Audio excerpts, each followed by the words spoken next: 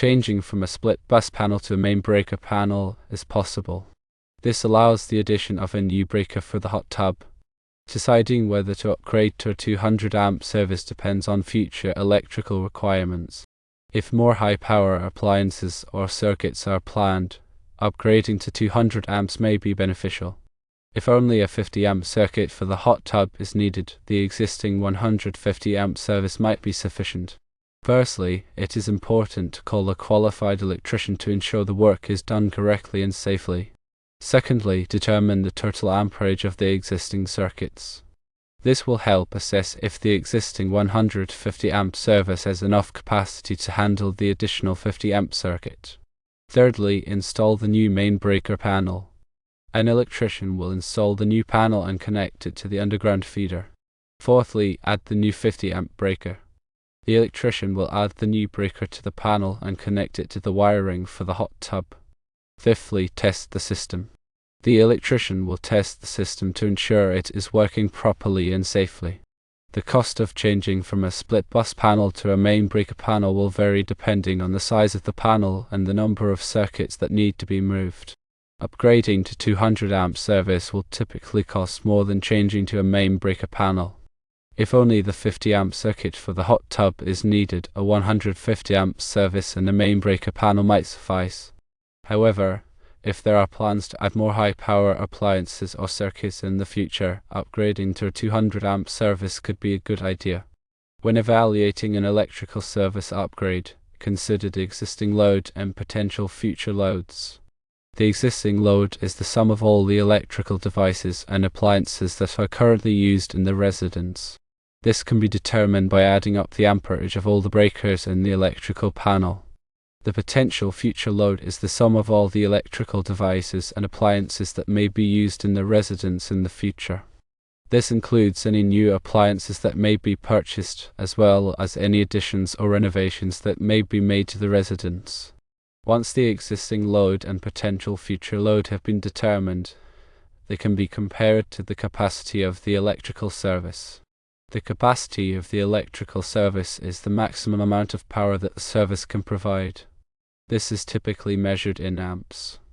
If the existing load and potential future load are greater than the capacity of the electrical service, then the service will need to be upgraded. An electrical panel, also known as a breaker box or load center, is a metal box that houses the circuit breakers for a building's electrical system. It serves as the main distribution point for electricity, receiving power from the utility company and distributing it to individual circuits throughout the building. Circuit breakers are safety devices designed to protect electrical circuits from overloads and short circuits. When a circuit breaker detects an excessive current flow, it automatically trips, interrupting the flow of electricity and preventing damage to the wiring and appliances. The electrical panels typically have a main breaker that controls the power to the entire panel. This breaker can be used to shut off all power to the building in case of an emergency. Individual circuit breakers protect each circuit in the building. These breakers are typically rated for 15 amps, 20 amps, or 30 amps, depending on the size of the wire and the type of appliances that the circuit will be serving. When selecting an electrical panel, it is important to choose one that is appropriately sized for the building's electrical needs. The panel should have enough circuit breaker slots to accommodate all of the existing circuits, as well as any future circuits that may be added. It is also important to choose a panel that is rated for the appropriate amperage. The amperage rating of the panel should be equal to or greater than the amperage rating of the main breaker. If the electrical panel is not properly sized, it could overload, which could lead to a fire. It is also important to have a qualified electrician install the electrical panel. An electrician will be able to properly size the panel, install it correctly, and ensure that it is safe to use. Ground fault circuit interrupters, or GFCIs, are designed to protect people from electrical shock. They work by monitoring the current flowing through a circuit and detecting any imbalances that may indicate a ground fault.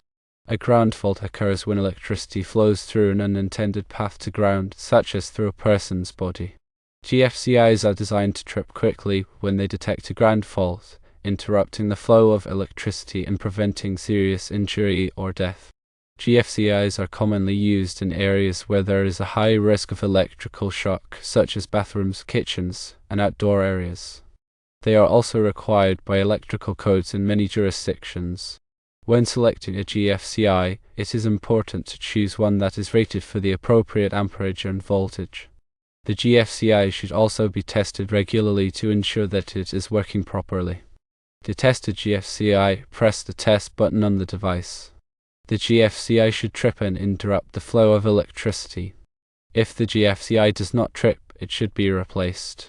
When wiring a GFCI, it is important to follow the manufacturer's instructions carefully. GFCIs are typically wired with 2 hot wires, 2 neutral wires, and a ground wire. The hot wires are connected to the line side of the GFCI, and the neutral wires are connected to the load side of the GFCI. The ground wire is connected to the ground terminal on the GFCI. It is important to ensure that the wires are connected to the correct terminals, as incorrect wiring could damage the GFCI or create a safety hazard. An underground feeder refers to electrical cables that run underground to supply power from the utility company's transformer to a building's electrical panel. This method of power delivery is often preferred for aesthetic reasons, as it eliminates the need for overhead power lines and poles. Additionally, underground feeders are less susceptible to damage from weather conditions such as wind, ice, and lightning. Installing an underground feeder requires careful planning and execution to ensure safety and compliance with local electrical codes. The depth at which the cables must be buried is typically specified by these codes and varies depending on the voltage and type of cable used. Proper burial depth helps protect the cables from physical damage and ensures that they are not disturbed by digging or other activities. The cables used for underground feeders are specifically designed for direct burial and are resistant to moisture, corrosion, and other environmental factors. These cables are typically encased in a protective conduit or duct to provide additional protection. The installation process involves trenching, laying the cables, backfilling the trench, and connecting the cables to the transformer and the building's electrical panel. This work should only be performed by a qualified electrician who is familiar with the relevant codes and safety practices. When planning an underground feeder installation, it is important to consider the location of other underground utilities such as gas lines, water lines, and communication cables. Digging near these utilities can be dangerous and could result in damage or injury. It is also important to obtain the necessary permits and approvals from local authorities before starting the work. Upgrading to a 200 amp service involves replacing the existing electrical panel with a new panel that is rated for 200 amps. This upgrade may also require replacing the service entrance cable, which is the cable that connects the utility company's transformer to the electrical panel. Upgrading to a 200 amp service can provide several benefits, including increased capacity for future electrical needs, improved safety, and increased home value. However, it is also a significant investment that should be carefully considered. The cost of upgrading to a 200 amp service can vary depending on several factors, including the location of the building, the complexity of the installation, and the cost of materials. It is important to obtain quotes from several qualified electricians before making a decision. When considering an electrical service upgrade, it is important to consult with a qualified electrician to determine the best course of action.